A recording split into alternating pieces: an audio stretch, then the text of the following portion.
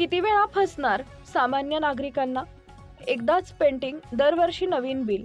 हे स्वच्छ भारत मिशन की स्वच्छ मिशन लूट? नागरिकां आता शांत नाहीत. संताप उफाळून आलाय, कारण हे जे चाललंय ते सरळ सरळ जनतेच्या चेहऱ्यावर चपराक आहे. पिंपरी चिंचवड मध्ये 2023 साली जे पेंटिंग झालं होतं, 2024 मध्ये तेच पेंटिंग फक्त पांढरा रंग फासून 3 वरून 4 करण्यात आले.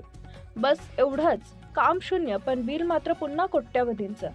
हे काय आहे? ही प्रशासनाची उघडी लूट नाही तर काय आहे? नागरिक सांगतात शहरात शौचालयाच्या बोंब, स्वच्छतेचं बोंब, कचऱ्याचं बोंब आणि वर स्वच्छ भारताच्या नावाखाली लाखो कोट्यावधी रुपये हवेत उडवले जातात. या पेंटिंगची लाईफ 5 ते 10 वर्ष म्हणे. प्रत्यक्षात मात्र 1 ते 2 वर्षात रंग धुवून गेला. म्हणजे गुणवत्ता शून्य आणि खर्च आकाशाला भिडलेला. असं म्हणतात की भारतात भ्रष्टाचार दबक्या आवाजात होतो, पण इथं तर तो रस्त्यावर उभा राहून धिंगाणा घालतोय.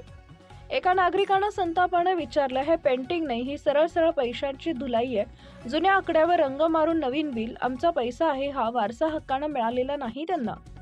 स्वच्छ भारत म्हणतात आणि आमच्यासाठी शौचालयाची नीट नाही. देशाचा मालक आम्ही आणि आम्हालाच उघड्यावर मूत्रविसर्जन. ही लाज प्रशासनाची नाही तर त्यांची निर्लज्जता आहे. संताप हा फक्त राग नाही, संताप आता बदलायची सुरुवात करतोय. जोपर्यंत नागरिक प्रश्न विचारत नाही तोपर्यंत भ्रष्टाचाराचं हे राक्षस थांबणार नाही. आपण विचारलं पाहिजे, आमच्या पैशाचं काय केलं? काम कुठे आहे? जबाबदार कोण? कारण शांत जनता म्हणजे भ्रष्टाचारासाठी खुलं आमंत्रण.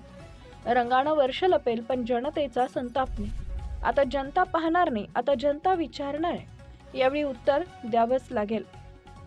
मी आहे नागरिक, मी पैशाचा हिशोब मागतो, मी भ्रष्टाचार सहन करत नाही, मी ओरडून सांगतो, आय एम सिटीजन.